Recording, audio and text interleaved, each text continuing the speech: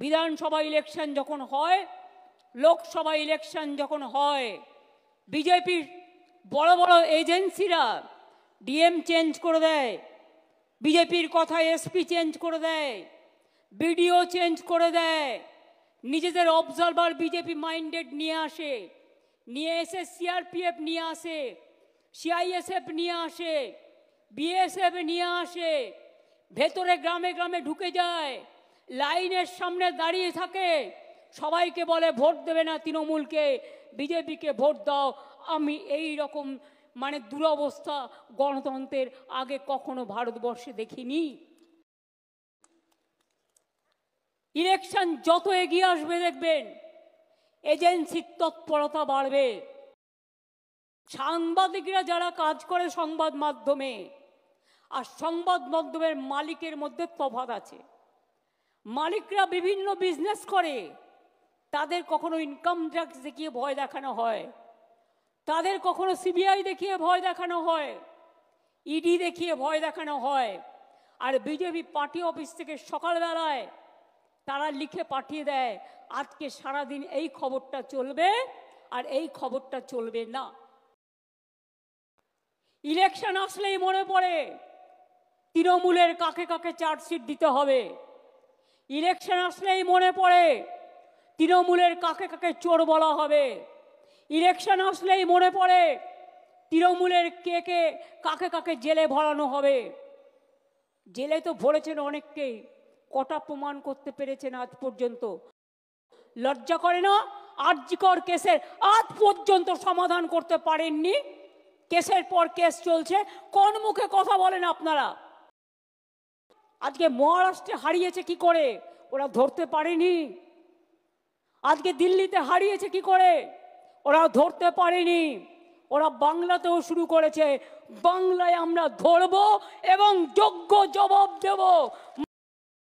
কিন্তু যারা কাজ করেন না, শুধু ভাষণ দেন আর বিবৃতি দেন আর শুধু পার্টিকে সমালোচনা করেন, বিজেপিকে লড়াই করেন না, সিপিএমকে লড়াই করেন না, কংগ্রেসকে লড়াই করেন না, মানুষের পাশে থাকেন না, তাদের জন্য আমার কোনো দয়া মায়া নেই। বিবেকানন্দের হিন্দু ধর্মকে ওরা ভুলিয়ে দিচ্ছে। ওরা বহিরাগত হিন্দু ধর্মের নামে হিন্দু ধর্মের বদনাম করছে, অসম্মান করছে। দিনকাল খুব সাংঘাতিক। আর এটার সুযোগ কিন্তু বিজেপি নিচ্ছে।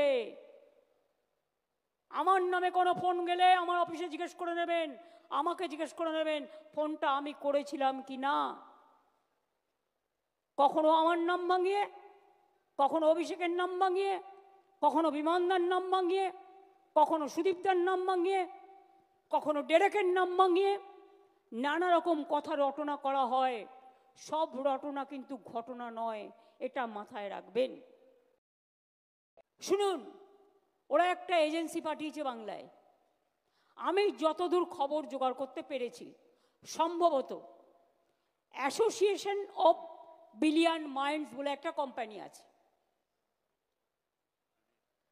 হ্যাঁ, এবং কোম্পানি ইন্ডিয়া 360 সাবসিডিয়ারি নামে এখানে ওদের অনেক লোক পাঠিয়েছে, এজেন্সি খুলেছে। তারা কি করেছে? তারা কি করেছে জানেন? ডেটা অপারেটরদের কাছে কাছে গিয়ে কিছু এআরওকে সাথে নিয়ে, যদিও ইলেকশন কমিশনের আন্ডারে থাকে ভোটার লিস্ট তোলা, এদের অনলাইনের কারসাজিটা আপনাদের আমি দেখাচ্ছি। ফিল্ড সার্ভে করেনি, বাংলার লোক যাতে ভোট দিতে না পারে একই এপিক কার্ডে বাইরের লোকের নাম তুলেছে।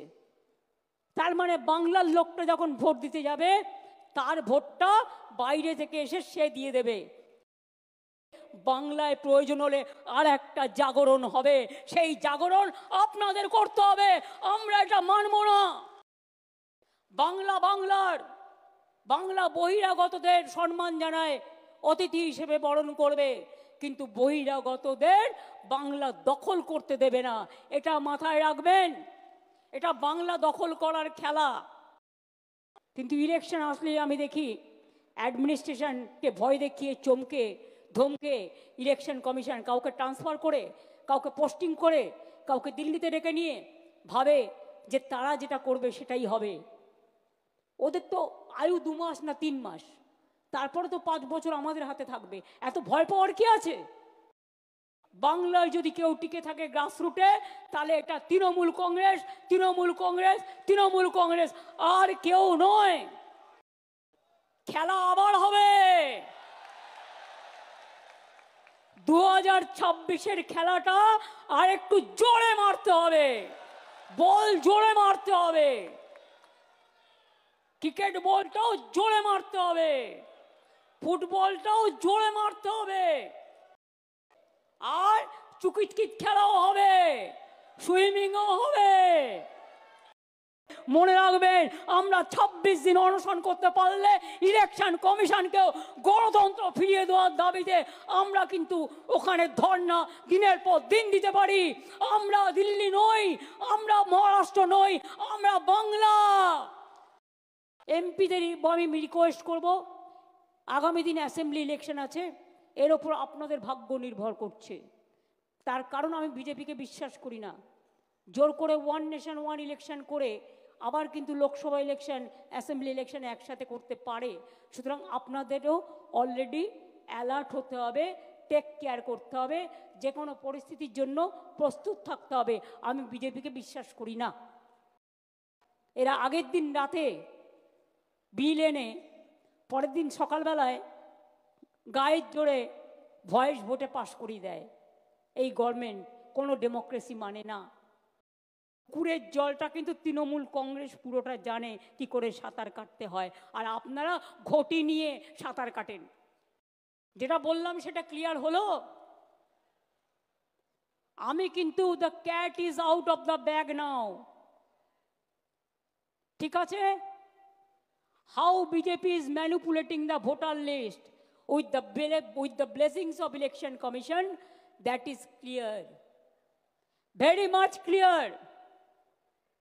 আর বিজেপির সভ্যতা কুৎসিত, অপপ্রচার, ভুতুড়ে, ছলনা এবং কি নয়। বলুন না, কেন নিজে প্লেন পাঠাননি? কেন ভারত সরকার প্লেন পাঠিয়ে বলছে না আমার লোককে ফেরত দিতে হলে আমি সসম্মানে নিয়ে আসব এবং তাদের এখানে কাজ দেব?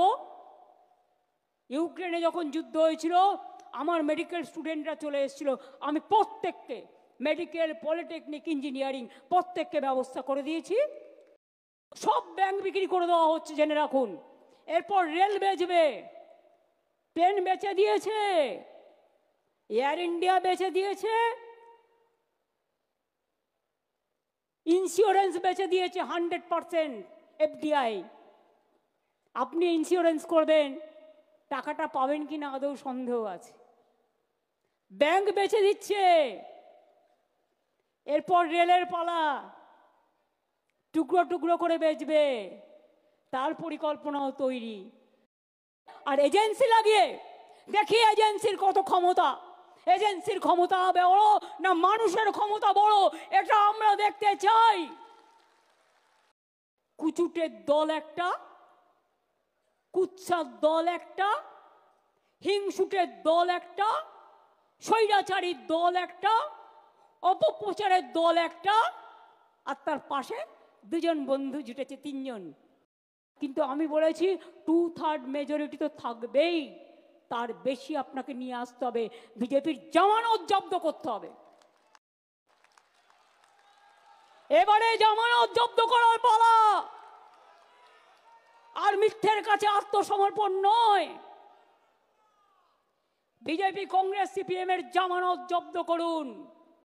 আর খেলা নম্বর 4, বিজেপির হবে হার। আমরা 215 পার করব, তারপরে কোনো কথা, তার থেকে বেশি হবে তো কম হবে না। এবারেও বিজেপি যে সিট পেয়েছে সেটা পেতে দিলে চলবে না। আর একটাই শপথ, বাংলাকে রক্ষা করতে হবে, তৃণমূলকে রক্ষা করতে হবে, মামাটি মানুষকে রক্ষা করতে হবে।